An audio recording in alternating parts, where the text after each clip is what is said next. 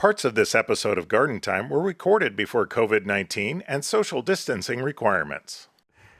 Judy, do you know who I am? I'm Plant Man. Ryan, do you know what this is? It's a new episode of Garden Time. That's super!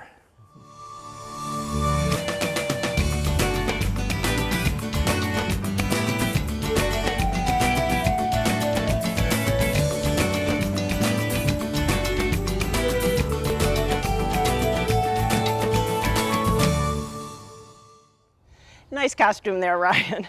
Welcome to Garden Time. And you know how you can be a superhero is to stay safe around your family and friends.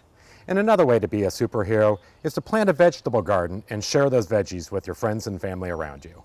And coming up on the show today, we'll be talking about a pest and how you can keep an eye out for it.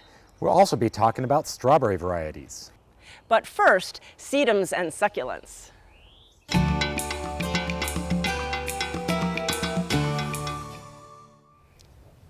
You know, sedums and succulents are the craze, and I'm here today with Becky from Sedum Chicks, and you definitely have a lot of sedums and succulents. Yes. And so you have your helpers with you today. That looks like you guys have picked out some of your favorites. Awesome. And so which ones are we looking at today?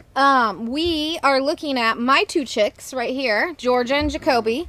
And we picked 6 of our favorites. They have awesome color right now.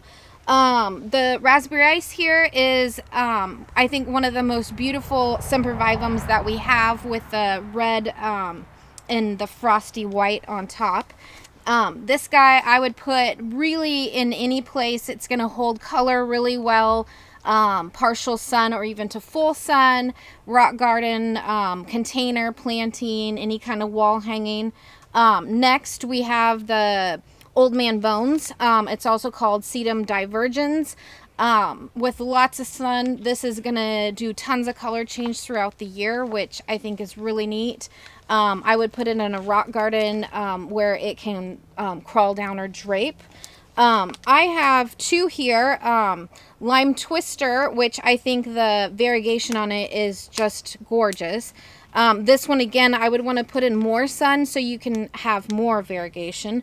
Like garden bed, rock garden, even a wall hanging, that sort of thing. And then my other one that I have, I think is super unique. I always get the crazy question asking if there's been spiders on this particular plant. It's called Sempervivum arachnoideum subnis.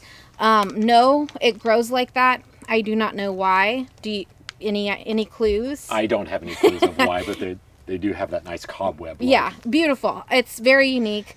This one, again, we would put really anywhere that landscape, wall hanging, container planting, strawberry pot, any place. We have Jacoby has the Desert Bloom. Beautiful, nice, red, vibrant sempervivum. Put it in a really showy spot because it has great color. And then lastly, we picked out Sempervivum Oddity because it is one of our really unique sempervivums with the tuber type of leaves. It definitely has that odd shape to it. Totally odd. And, you know, and sempervirens and sedums, you know, they're definitely been the craze over the years, and you have this, you know, big selection where you can, you know, plant them all together and lots to choose from. Yeah. You know, and people are used to coming and buying succulents from you either at like farmers markets and plant sales, but you know, with a lot of those canceled this year, where can folks go to get your plants? Yeah, so we have a nice website at sedumchicks.com. That's the best place right now. I also have people emailing us orders and then doing porch pickups and that sort of thing. So just contacting us, you know, putting in an online order is perfect. And then when shows are back up and running, we'll be at them. That's great. So, you know, you can still get your plants. So I appreciate being with you, Becky, and also your amazing helpers today. So make sure you go to your website, or you can go to gardentime.tv and we'll click you over and you can purchase all these wonderful plants from Sedum Chicks. Thanks, Awesome. Becky. Thank you. Make sure to stay healthy.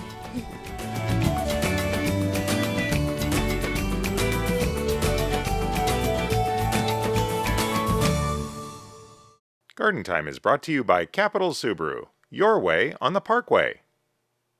So for the parts of your life that just can't stop. It's essential to keep moving forward safely. And now it's easier than ever to own a brand new Subaru from Capital. Not only can you shop hundreds of Subarus online and get questions answered instantly, but now you can test drive, finance, and even complete your purchase all from the comfort of your home. So keep planning for the future. We'll be here to help make the road ahead just a little bit smoother. Capital Subaru, your way on the Parkway.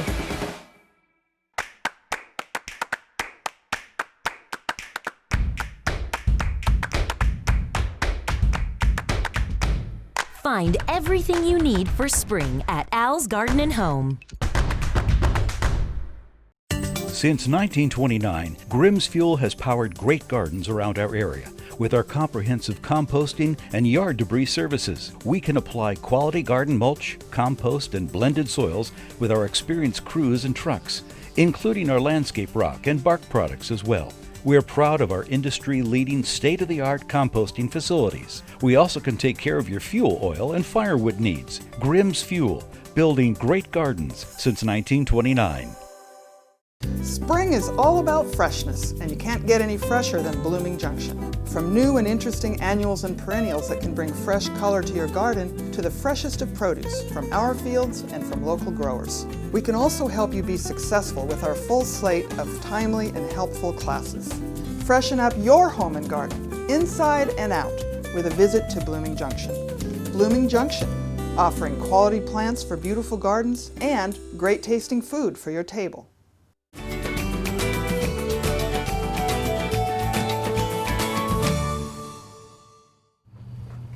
Well, June is strawberry planting time, and especially at Portland Nursery. I'm with Sarah, and Sarah, you have so much stock of strawberries. Yes, we are literally up to our ears today with strawberries, as you can see.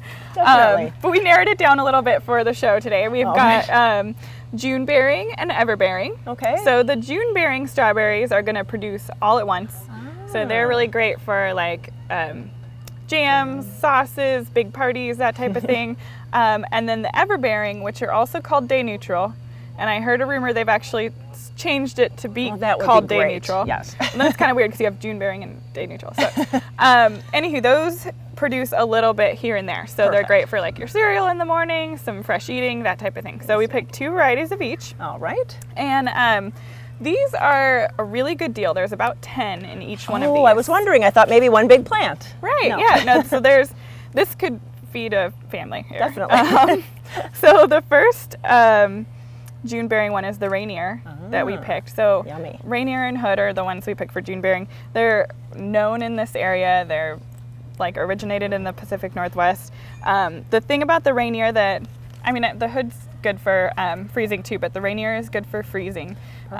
Really sweet flavor. A lot of people have probably had them in restaurants and things like that. They're very popular. The Hood is as similar as well. And that one's probably the most popular famous strawberry that we have in this area. So delicious, but for me the everbearing works better because I like to eat them fresh. So Seascape is a kind of Portland Nursery favorite. They're nice, firm, sweet, produce a little bit here and there. All right. They have good yield. And then we've got TriStar. Oh, another good one. Yeah, and this one's good for freezing too.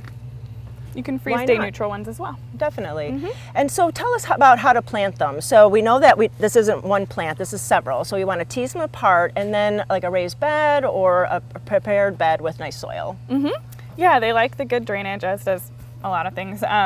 So basically, flipping this over, kind of taking the pot off and gently teasing them apart. Okay. And they have little heads.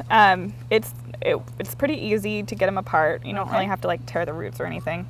And then planting those about 12 inches apart in the ground. Or you can do them in a window box. You can do them in a classic strawberry box. Oh, that would be great. You can even do them in a hanging basket. Oh, that is true. So they're pretty easy. They're versatile. And sometimes I see runners. So should we leave them? Should we clip them? What should we do with the runners? That's a good question. If you want them to take over, you can let the runners go. Okay. But a lot of times that'll leave a bare spot where the mother plant was. So if you pinch those runners off at the mother, that'll keep them kind of in a neater row. Just plant them. Okay. And then you can take those and plant those somewhere else, or it's kind of up to you. They're going to do well in this area. So.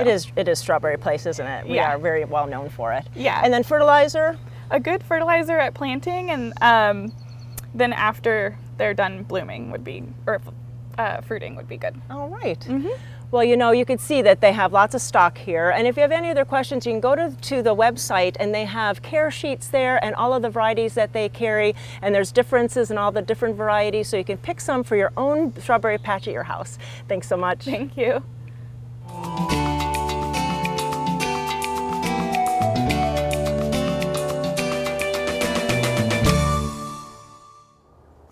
So our tip of the week is how to turn our garden tools into a multi-use tool.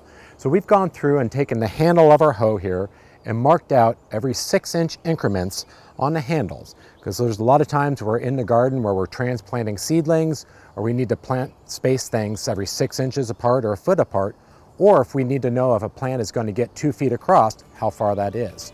So we've turned our garden tool into a measuring stick, and that is our tip of the week.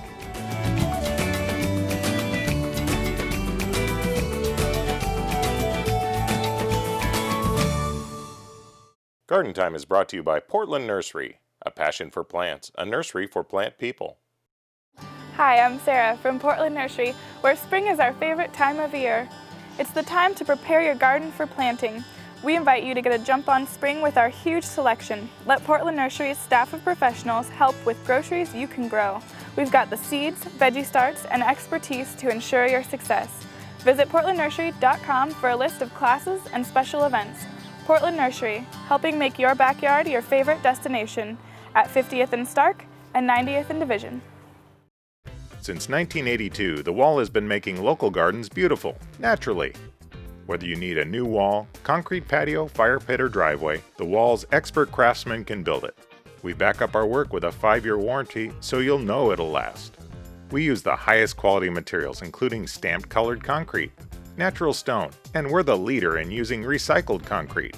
Create an outdoor environment you'll enjoy for years, with the help of your friends at The Wall.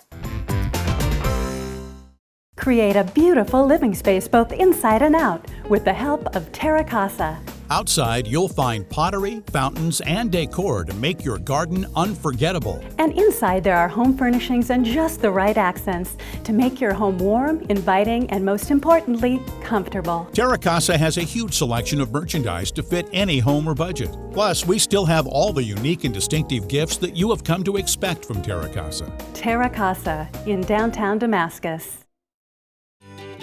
At Garland Nursery, you'll find top quality plants, 4 generations of garden know-how, fun and fantastic garden decor, and the best in garden supplies. Come visit us at Garland Nursery. Since 1937, inspiring beautiful and bountiful gardens.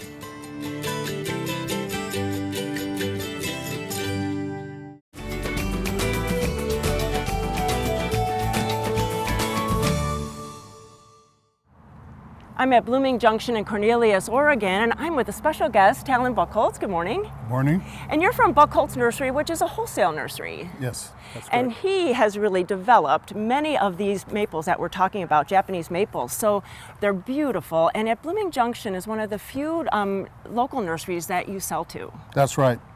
Yeah, they have access to hundreds of varieties. Wow. And they're all different, as you can see. And we just brought a few out here to show you the diversity in the Japanese maples. Really, and they're very unique. And this one here, I can't believe the variegation on it. What is this one? That is called Mikasuki, and that's a Japanese word that means like a crescent moon, due to the lobe being curved somewhat. Beautiful. And then how about big would this one get?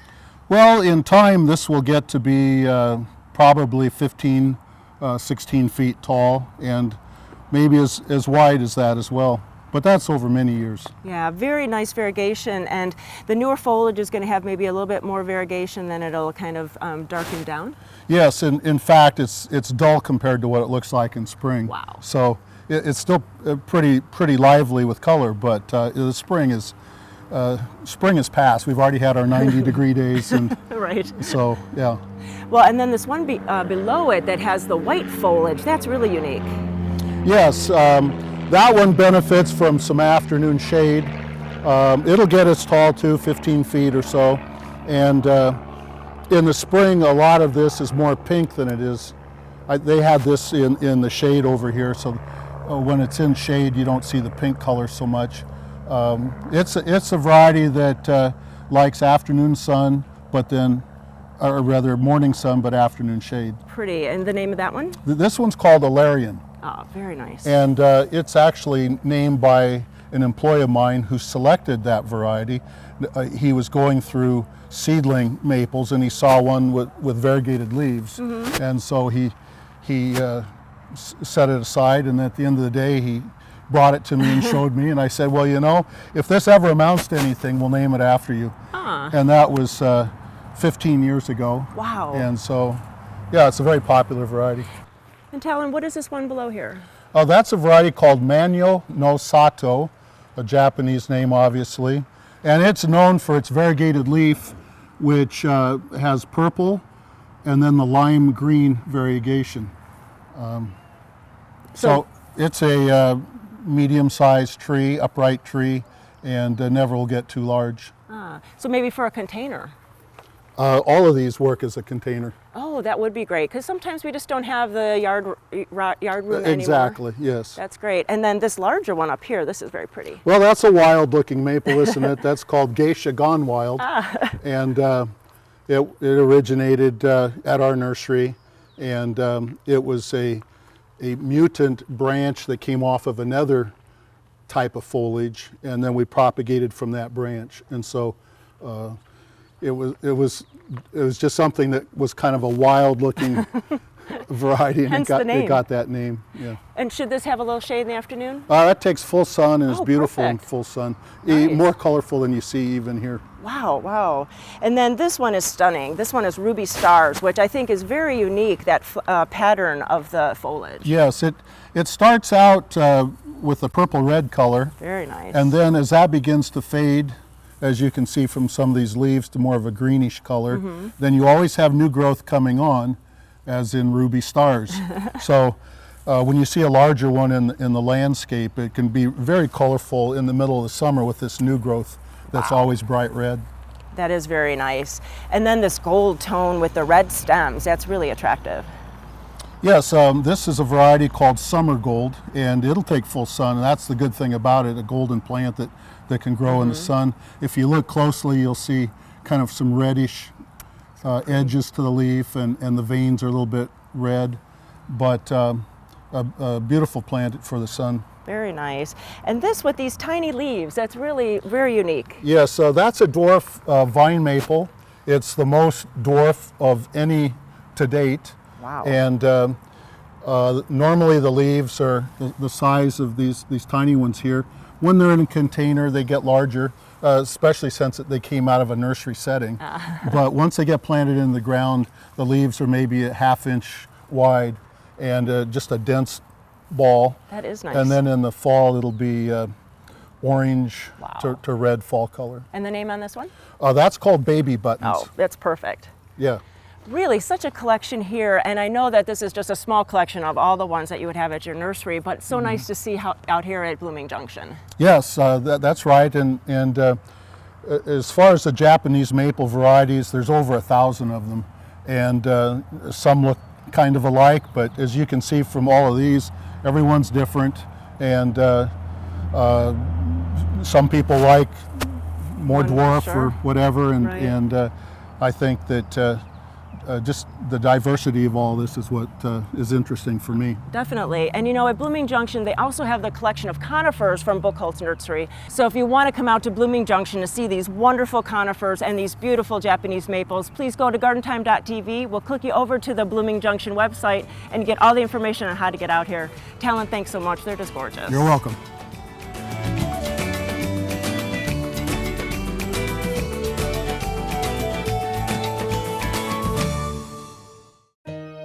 At Sagawa Nursery, we always talk about taking your garden from ordinary to extraordinary. For us, that means bringing you the newest and best plants and unique garden items to you, our customer. For you, that means we'll help you transform your garden into something that's extraordinary. We also have some great gift items and even a few surprises for inside your home too. Sagawa Nursery, growing beyond the ordinary. For over 100 years, Collier Arbor Care and Bartlett Tree Experts have provided tree and shrub care services to the Portland metropolitan area. From large tree and small shrub pruning, tree removal, and stump grinding, we can handle all your tree care needs. Our arborists diagnose and treat your toughest insect and disease problems. We also have organic solutions for growing and maintaining healthy gardens, as well as organic nutrition for your trees and shrubs. Collier and Bartlett, environmentally friendly since 1907. For 90 years, Espoma has one guiding principle: develop the finest organic gardening products that work in harmony with nature, grow beautiful gardens, and make a greener world for the future. From our soil products to our plant foods, we have always been committed to the environment and sustainability. We use a vast array of natural and organic ingredients and package them in our 100% solar-powered plant. Look for the quality line of Espoma products at your local independent garden center. Espoma, organic from the beginning. No matter what shade your green thumb is, you can find the plants and the help you need at Wavra Farms. We're filled with an astounding array of colorful plants to fill your garden. In addition to wonderful annuals and perennials, we are known for our hanging baskets. We also have all your garden essentials, and we have great garden gifts too. From beginner to expert, you'll find something new and different with every visit. Wavra Farms, located off Highway 22, Exit 5, east of Salem.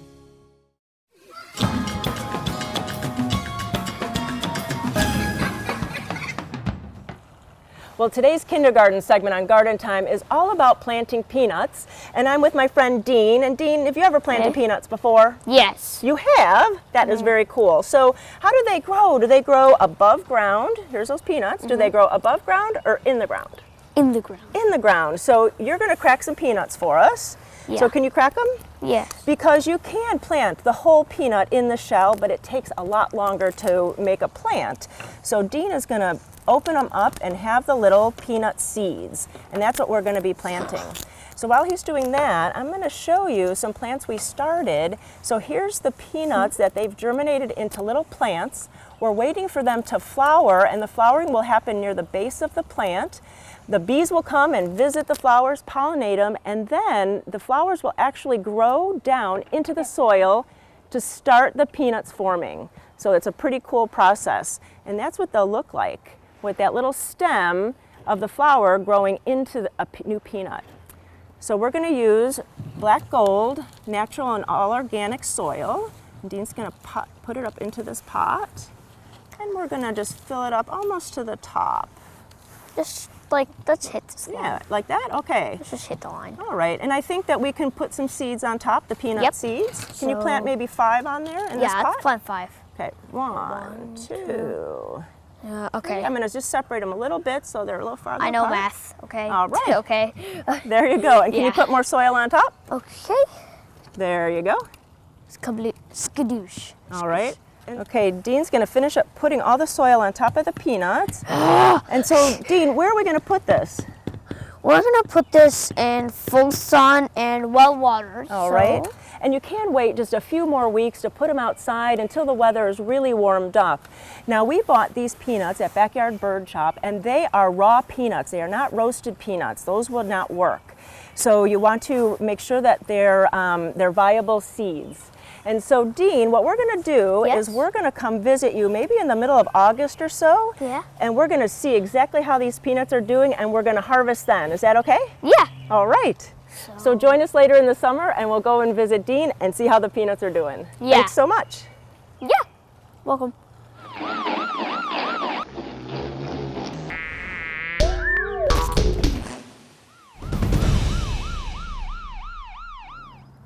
There's a new pest in town. It's the Japanese beetle, and I'm with Jessica from the Department of Agriculture, who's going to really educate us more about this pest. So tell us a little bit about this Japanese beetle. Where are you finding it? So right now the main infestation is in the Bethany Cedar Mill area, about 3,000 acres. And so why should we be concerned about this? There's many reasons to be concerned about the Japanese beetle. The three main areas that we're concerned about are agricultural sector, our natural resources, and private property, such as parks, individual residences. And so we're out here in the Bethany area, and so we're in a park, and behind us is a community garden, and so we see one of your traps here. So tell us about why we would maybe see these traps. Yeah, so these traps are how we find where the Japanese beetle is, and it's a green funnel trap. It uses two lures. This is a floral lure, so it smells like roses, and rose bushes are one of the main preferred hosts of the Japanese beetle. So both male and females are highly attracted to it. This little orange insert is a pheromone lure, so it smells like female beetles. So male beetles are highly attracted to this. So if there's any Japanese beetle in the area, they'll be highly attracted to this trap. They'll fly, hit the trap, and fall down. And they're kind of clumsy, so they're not able to fly or crawl out of it. And our trappers throughout the season will come and look inside this trap to see if there's beetles. And so you can kind of like track where they are. Yes, yes. So then how do they affect our plants? Yeah, so the Japanese beetle, they are not picky eaters. They eat over 300 different plant species. Pretty much everything we like are grass, turf, ornamental plants, are agricultural crops, and so they negatively impact plants two ways. When they're in larval form, they're under the ground eating the roots of plants and causing them to either yellow or die back. And as adults, they skeletonize leaves of plants. So that what that means is they eat all the nice fleshy bits of the plant and the leaf. And again, that causes severe damage to our personal plants and our agricultural crops. And so this is June, and so would we be seeing them now in our garden? Could we see them? So right now they're almost getting ready to emerge. The last 2 years they emerged right around June 17th and 18th. So we again expect them to be emerging out of the ground as adults mid-June. So that's when you might start seeing them on your plants. And so then what can we do as gardeners and we notice them? Is there something that we can help with? Yeah, definitely. If you're in the treatment area, you can kill them. You can squash them. You can put them in soapy water. And that's if you're in the treatment area, because we know that there's Japanese beetles in that area. If you're outside the treatment area, it's essential to let the Oregon Department of Agriculture know that you found the Japanese beetle, because we want to know if they're spreading outside where we know they are, because it's essential for us to treat those areas to not allow them to keep spreading. So Jessica, what is the hope for the future? So we have had some success in reducing the Japanese beetle population. Between 2017 and 2018, we reduced the population by roughly 34%. Wow. And that was a direct result from our treatment. So that is in the right direction. However, it's still going to be an uphill battle. We're definitely not out of the woods yet. We found over 17,000 beetles last year, and that's a huge amount even with that reduction. So we really depend on this community here in the Bethany Cedar Mill area. Their outpouring of support has been incredible, and we need to continue that momentum and support for this program to help us eradicate this horrible invasive insect. So we can go to a website and get all that information, help with that, and we're going to have that on the Garden Time website. You can get that. There's going to be an email that you can contact, and really we need lots of researchers all around the area to help, and we can really help you guys with your job. Yeah, the more eyes out there and contacting us, the better. And that website is japanesebeetlepdx.info. And so we'll have that on the screen. We'll also have it on our website so you can get all that information and really help out. Well, thanks so much. Thanks for all you do. Yeah, thank you. Keep your eyes open out there.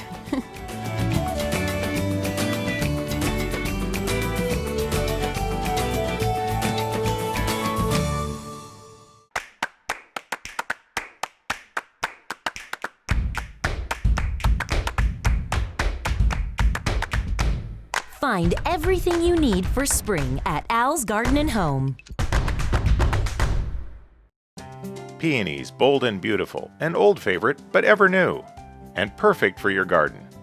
At Adelman Peonies, you'll find hundreds of different peonies. bush, ito, and tree peonies covering 20 acres. Come stroll the display garden, then find a special plant or bouquet to take home. Join us any day of the week for beautiful color or weekends for special events. Adelman Peonies is just east of I-5 at exit 263 on Brook Lake Road or online at peonyparadise.com. Dram is celebrating 75 years of design and manufacturing of quality watering tools. Dram products feature 9 water patterns and are designed to nurture your plants with a shower of rain. Dram for lawn and garden, available at garden centers near you. Come to where the color is. Come to Egan Gardens. We've worked hard growing healthy plants for you so that your gardening is easy. Add sparkle to your garden with our perennials, container plants, and skillfully designed baskets and planters. Stop and get a mood lifter out here on the farm. We have lots of fresh air and lots of space. There's lots of blooming plants, new vegetable starts, shrubs, and berry bushes. Egan Gardens, where it's all about the plants. We're located west of I-5 at exit 263 on River Road.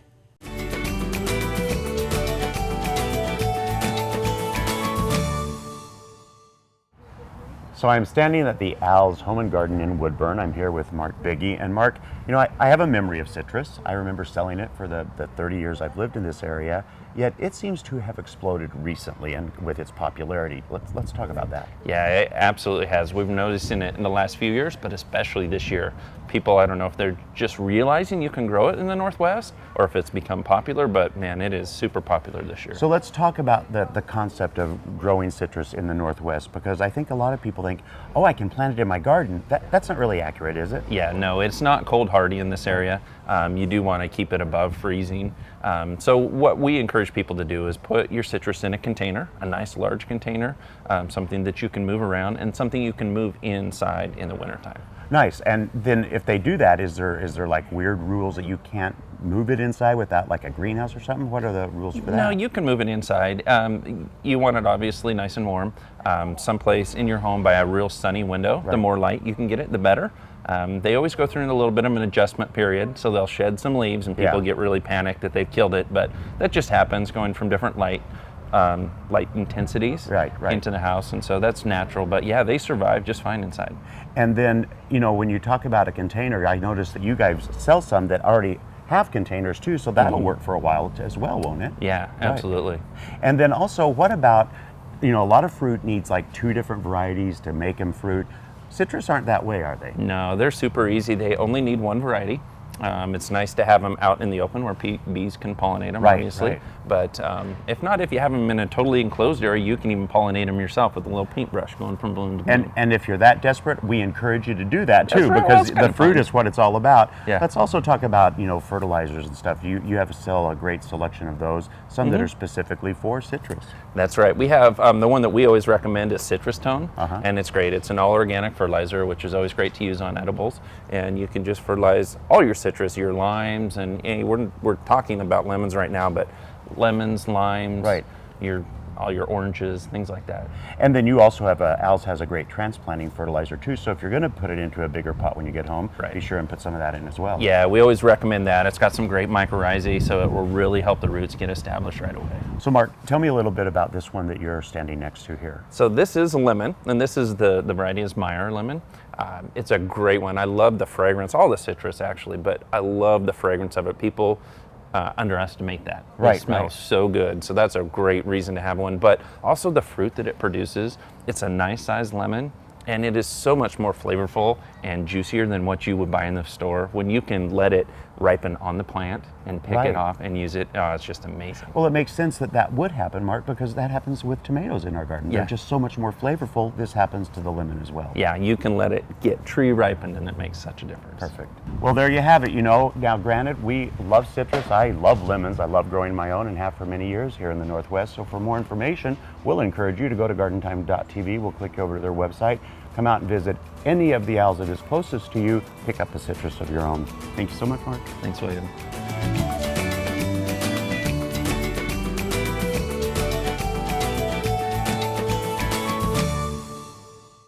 Since 1926, the Bonide Company has worked with homeowners to make their homes and gardens beautiful. If you have a garden problem, Bonide has the answer. Repels All from Bonide works 3 ways through touch, taste, and smell with all natural ingredients so you can enjoy the garden you dreamed of without unwanted visitors. Visit Bonide.com to find a local retailer and to download your free Bonide Problem Solver app for your iPhone or Droid. For 95 years and 4 generations, Shriners Gardens has been hybridizing and growing award-winning iris. With the largest selection available, Shriners Gardens online catalog hosts hundreds of varieties from classic bearded iris, reblooming and fragrant iris, dwarf iris, and more. Also available online, hybrid daylilies. Shriners Gardens, bringing a rainbow of color to gardens everywhere since 1935. Online at shrinersgardens.com. It's time for Berries, Brews, and Barbecue at French Prairie Gardens. And though things have changed on the farm, you can still get your berries, brews, and barbecue to go. Check out our website for special packages and place your order for Berries, Brews, and Barbecue.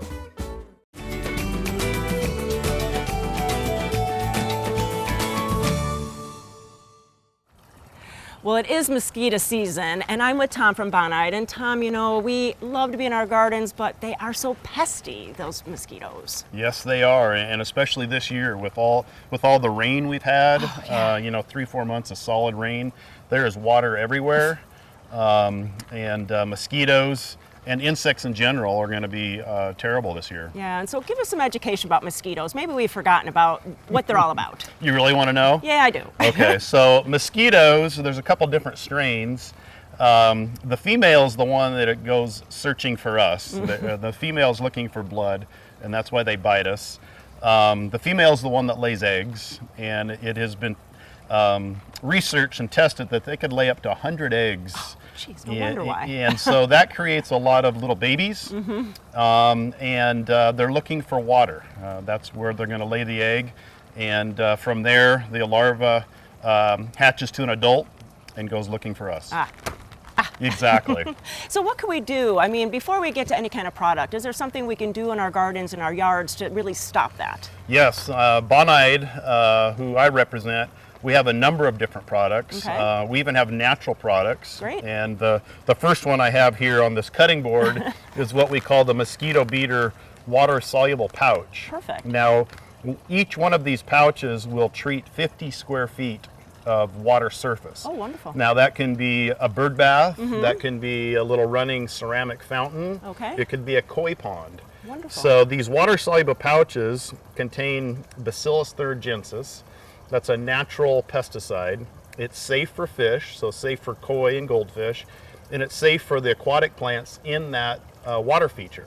So for this bird bath, you really only need a quarter of one of these pouches. Oh, it's pretty. So I tried to cut it, but it didn't really cut how I wanted. So basically, all you need for the bird bath is about that much.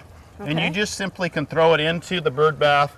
The pouch will quickly dissolve, and then the BT, the Bacillus thuringiensis, gets dispersed. And if there's any mosquito larvae there, it will quickly die. And you know, sometimes in my garden I forget like my little weed bucket here, and so really I should dump out any kind of water that I don't want. Just True. Dump out those buckets. Again, the mosquito is looking for a wet area, a wet area, whether it's a bucket full of water, a bird bath, or this little fountain Let's we go have. over here. And that's where they're going to lay the eggs. Right. Now, it doesn't have to just be standing water. Oh, so okay. like this area here, we have wet, moist soil around the feature. That is enough moisture for the mosquito, the female mosquito, to lay its eggs. Wow. And so we could use this product in a little fountain like this too. Yep. Again, one pouch treats about 50 square feet of surface. So again, just about a quarter or a half of one of those water pouches right into the waterway is all you need. And it'll feed in there. Yep. Well, that makes it really easy, and I know that you have some other products at another part of the garden and the patio that we can use, so let's go over there. Okay. So Tom, this is just an area of the garden, so what would we need to put here? So this is the landscape. We're very near the bird bath or the water feature. So once the mosquito larva hatches from the water, they're going to be looking for a resting area, and they're going to be looking for our plants to feed off the nectar of the plant or the plant juices. Okay. So I have Mosquito Beater in a granular form. This is a natural product, so it's basically essential oils, about 4 or 5 different oils. And in a granular form, you can just take and sprinkle it around the landscape plants. It won't harm beneficial insects. Oh, that's good. And it's simply going to repel the adult mosquito from entering the landscape for up to about 3 weeks. Oh, that is good. So really you're entertaining tonight, put it on in the afternoon, and really you're going to be mosquito free. Yeah, so that would be our natural choice, Okay. the mosquito beater granules. All right. And then for larger areas, and I do want to point out a synthetic choice, so this would be a chemical, but still very safe. We have the mosquito beater flying insect as a concentrate, and for applying into larger areas of the landscape, this is very adequate as well. Ah, that is good. And really another way to kind of keep that out of your garden, keep it out of your guests' area. Yes, exactly. Well, we have one more spot, an entertaining area, so let's go there and talk about a product. Okay. So Tom, now we're on our deck and we're going to be having a party tonight. So what can we use? Well, so one of the most convenient things to use would be the mosquito beater yard fog. This is an aerosol product, and it will send out a burst of a fog every time you press on the top nozzle. So it's great for high school graduation parties, college graduation parties, or just enjoying the outdoors this summer. But, you know, I'll also state that for camping, camping season is upon us. Sure. Because of the application method, again, a quick burst of fog, you can treat the landscape plants around the sitting area or at the campsite. And it does have some instant knockdown action for the mosquito and the flying insects, but then also will prevent any reinfestation for about 3 to 4, maybe 5 hours after. Oh, that is nice. So great for outdoor parties, great for our camping season that's upon us. And just ease of use is really neat about this product. We are feeling a little breeze just now, and so what about that? The breeze can affect it, so try to use this when wind is at a minimum. And if you're spraying around the plants, just get close to the plants, quick burst, let it fog that area. But do try to do it on a calm day. Oh, sure. And then where can we find all these products? So if you'll just visit bonide.com, look for the dealer locator. From there, you will find your local retailer that stocks the mosquito beater products. Well, you know, Bonide has so many different products that you could use in your garden, on your deck, in your entertaining area. So really, you're going to have a pest-free or a less pest summer this year. So go to gardentime.tv. We'll click you over the Bonide site and really enjoy your garden this season. Thanks, Tom. Yep.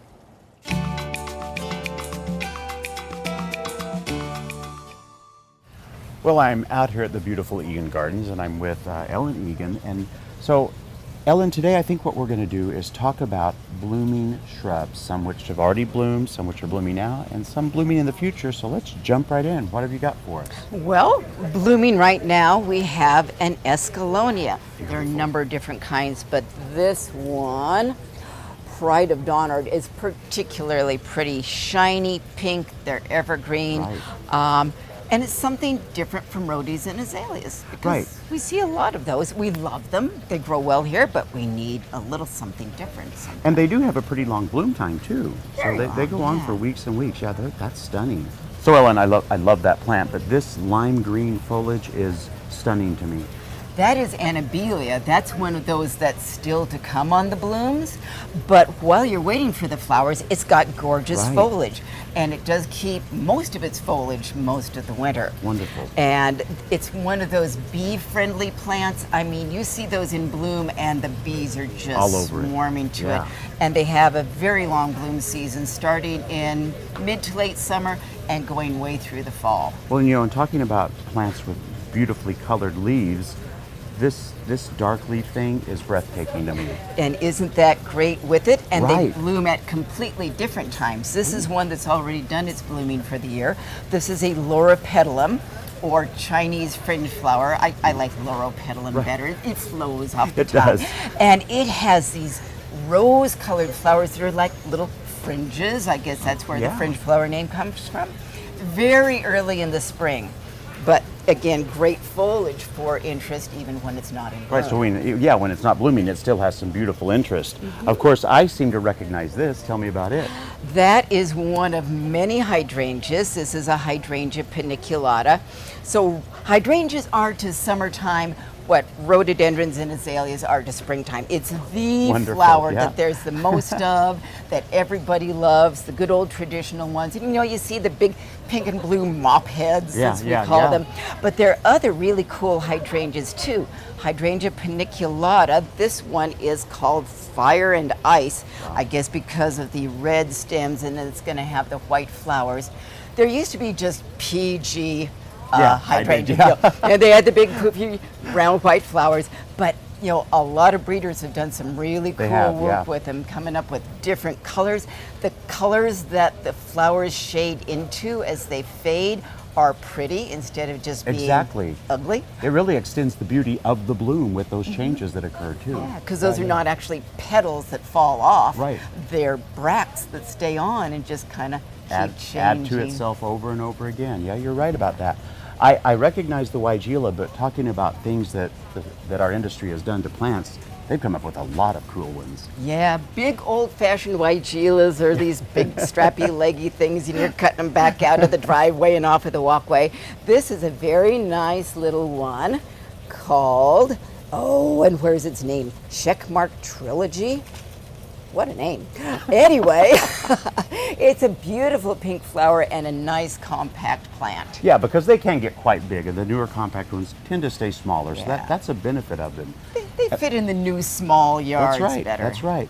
And I see something tucked away on the other side of that Weigela, down low. What are you trying to get in there? Well, you know, we'll call it a shrublet or a sub-shrub, but heathers are wonderful little things, and we tend to think of the English heathers that bloom in early spring or late winter. I mean, some start in November and go through April. Yeah.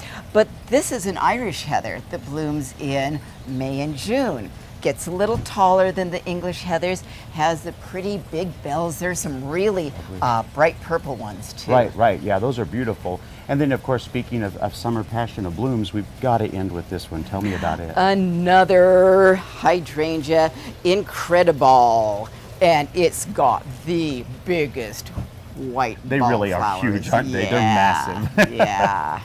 So you got to have an Incredible in your yard. I mean, even if it is a pretty big size plant, and you got to take something else out to put it in. It's okay to change. You can change. There's no shame in that, is there? Yeah, because once you see the bloom size of them, and they really do take your. It is incredible. Yeah. I mean, it's amazing. So there you have it. You know, there's so many things, and gardening for us, passionate gardeners, it goes on all year long. So we, if you think I might need some blooming shrubs, come on out here to Ellen's Place, Eden Gardens, pick up some, and really make your bloom time last all season long. Thank you so much, Ellen. Thank you, William.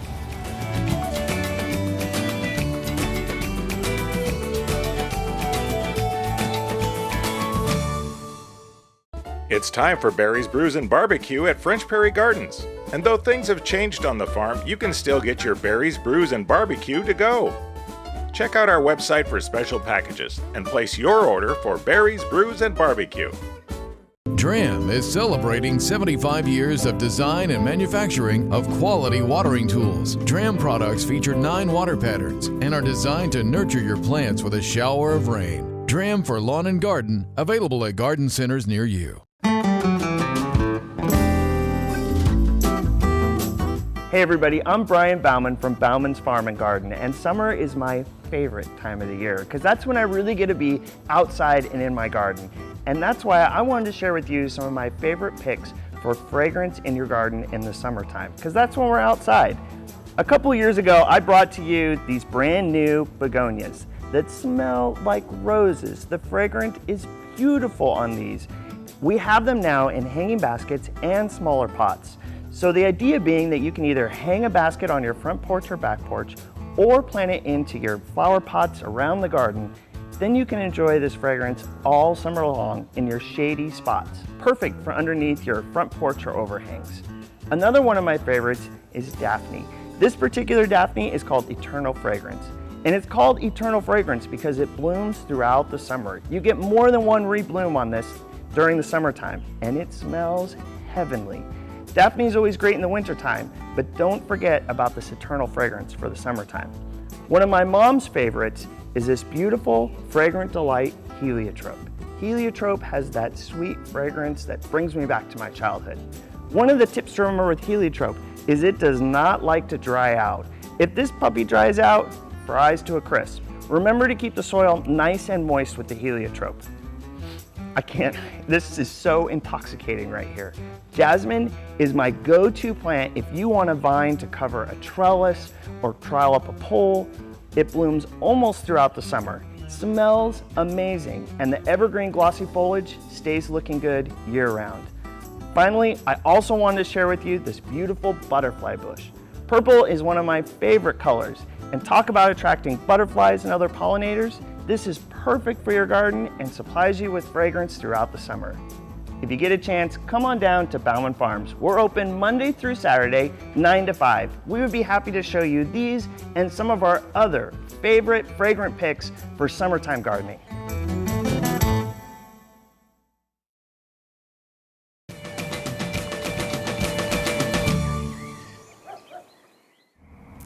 So I'm sitting here with Meg from Bartlett Tree Experts. And first of all, Meg, tell me, what is your job here and what is it that you do? Sure. So I'm the Diagnostic Services Manager at the Bartlett Tree Research Lab. So that is a lab for Bartlett Tree Experts Company. It's located in Charlotte, North Carolina. And my small group within the lab diagnoses plant stress, disease, and pest problems from all over the US and Canada. So that's got to be a job that is very impressive. So you really look at not just, trees in the general sense of pruning and all that. You really look at the things that cause an effect on trees, right? Exactly. All health problems are definitely our purview within the lab. So then maybe we could talk about some of the problems that we have here in the Northwest. Like, tell me about mites. Mites seem to be a big problem. Sure. So there's a couple different common kinds that you might see here in the Pacific Northwest. A couple that come to mind are spider mites, and then a really weird mite called an eriophyid mite. So you're probably more familiar with spider mites. They have 8 legs, they're more closely related to spiders, and they feed on the plant by putting these little pointed mouth parts in and sucking the juice out. So they suck the green color out too, and it leaves these little tiny yellow spots behind, and it can make your plant look discolored in general. And do you find, because that sounds like it could also be often confused like a fertilization problem. Is that something that we confuse that with a lot? It can be, yes. There are a lot of reasons that plants can turn funny colors, and that's why I love submitting samples to a diagnostic lab, because that's our main job, is figuring out, okay, is it a nutrient problem? Is it a pest problem? And sometimes it's really great to get a diagnostician involved to figure out exactly what's going on with your plant so you can treat it properly. Right, because you don't want to waste money on doing something that will have no effect on it to begin with. Exactly. So then another thing that I see a lot of in the Pacific Northwest is scales, but it seems like there's different kinds of scale. Is that accurate? There are different kinds of scales. There's 2 different groups, armored scales and soft scales. They're both very strange, tiny, almost microscopic little sucking pests. They have a long, thin mouth part that they suck juice out of the plant with. And the armored scales have a cover that you can pop off and separate from the body. They don't produce honeydew, which is a sticky, sugary material. And then soft scales are coated in wax, so you can't pop that cover off. They feed in the phloem cells, so that's a little bit of a technical term. It just means the cells in the plant that conduct sugar. So they're feeding on a lot of extra sugary material, and they produce this honeydew, this sticky, sugary liquid as a waste byproduct. And that is often then what we see on leaves. It looks like sooty black stuff. It's from that? Exactly. So the honeydew is this liquid, and then it's a very weird biology thing. This black fungus called sooty mold grows only on that honeydew. So when you have sooty mold, you know you have a sucking pest because the honeydew is there for it to grow on. Wow. It's really amazing to me about how you can find out things, science will teach you stuff and you go, wow, I didn't know that. So I did not know that there was 2 different kinds, and I didn't know one would make the sooty mold and the other one wouldn't. Exactly. So that's definitely my special thing to know for work. So then, we've had some issues with lacebug lately in the last few years. Tell me about that one. So that's another sucking pest. They're kind of cool and really beautiful. The adult has wings that look like stained glass windows in a church. And they have a little pointy beak, and they suck the juice out of the plant as well. And they cause those little tiny spots called stippling. It could look like spider mite damage. So that's another pest that causes that same kind of damage. So then clarify for me, because I often get these confused, and I think lace wing, though, is actually a good insect, right, that does stuff? Yes, so that's confusing. So lace bug is the pest, and lace wing is the beneficial. So in the summertime, when you have a light on your porch, you'll sometimes see adult lace wings. They have very feathery, lacy wings, and they'll fly toward the light. And the babies, the larvae of those, are predators. So they will find soft-bodied insects like aphids and pierce them with big jaws and suck the juice out. And we can't be upset with them for doing that, can we? No, they're natural control. One of the things that I find fascinating that I've learned from you is that there is a part of the insect world that is cannibalism as well. So sometimes what they feed on is actually what we think is beneficial might be bad in the other part of the group. Sure. So there are all kinds of beneficial insects that feed on other insects, and sometimes they are in the same group. So for example, if you have a spider mite problem on your plant, there are also beneficial mites, and their food is the spider mites. And tell me another kind of insect that is a positive one for us. Sure. So one that a lot of people know about is actually ladybugs. And so a lot of people know that if you have aphids, those little sucking pests, the adult ladybugs will eat those, and so will the baby ladybugs. So explain to me what exactly are thrips? Sure, so they're another small sucking pest. They're very tiny and they're shaped like a sliver almost. So they usually come in yellow or black or some combination of the two. And they feed on plants as well, and they cause slightly different symptoms. They have a very small sucking mouth part, and sometimes your plant can look like it's turning silver or it's more distorted or deformed. And they also leave spots of poo on the leaf. So we call it fecal spotting. They're little brown or black flecks. And then the thrips are sometimes present as well. And one other fun fact about thrips is that they have wings that are shaped like feathers. They're very strange wings. So you actually, because you work for Bartlett, people can actually contact Bartlett, and if they have questions, I mean, you might be possibly one of them that actually looks into this and figures out what's going on. Exactly. So you would contact Bartlett, talk to one of our arborist representatives, and then they will, get in contact with the lab for you to answer questions. Well, all of us love our gardens and we want them to be beautiful and healthy. So for more information and on how you can get this stuff, not only at their website, but then contact people who can really give you the true information about what's going on, you can go to gardentime.tv. We'll click you over to their website. Thank you so much, Meg. Thank you so much.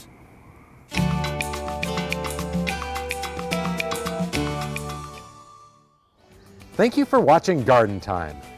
Ryan, that was you? For more information on today's show or any of our other episodes, go to gardentime.tv. Ryan and I thank you for watching, and we'll see you next week here on Garden Time.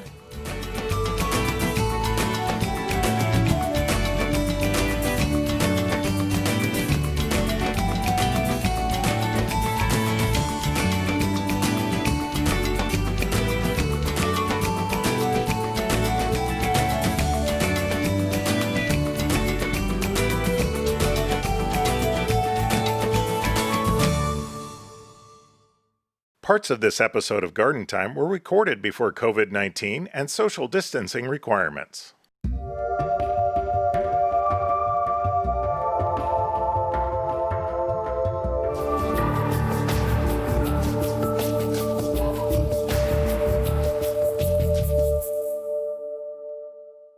The proceeding was a paid program of the Guston Creative Group and its sponsors.